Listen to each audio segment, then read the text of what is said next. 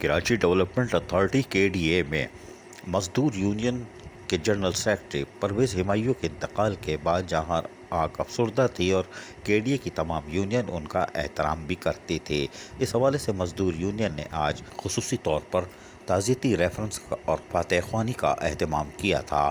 سوک سینٹر میں ہونے والے اس تعزیتی ریفرنس اور فاتح خوانی پر مزدور یونین کے چیئرمین عبدالمتین بیگ کے ساتھ ساتھ دیگر رہنما بھی موجود تھے۔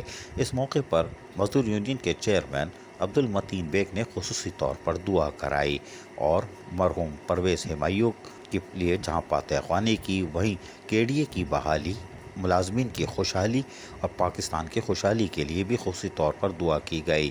ان کا کہنا تھا کہ پرویز ہمایوں کا کردار سب کے سامنے ہے اور وہ انتہائی قابل احترام تھے اور مزدور یونین کے بانیوں میں شامل تھے اور ان کی جدوجہد کو کسی طور پر بھی نظر انداز نہیں کیا جا سکتا، اور آج یہ ریفرنس اور فاتح خوانی انہی کے لیے ہے۔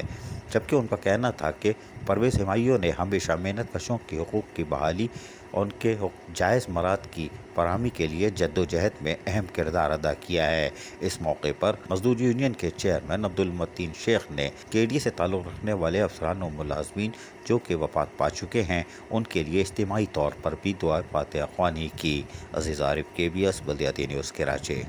ایسی ہی خوبصورت ویڈیوز فیوچر میں حاصل کرنے کے لیے ریڈ بٹن پر کلک کر کے اور بیل آئیکن کو پریس کر کے ہم سب کے سبسکرائبر بننا مت بھولیے۔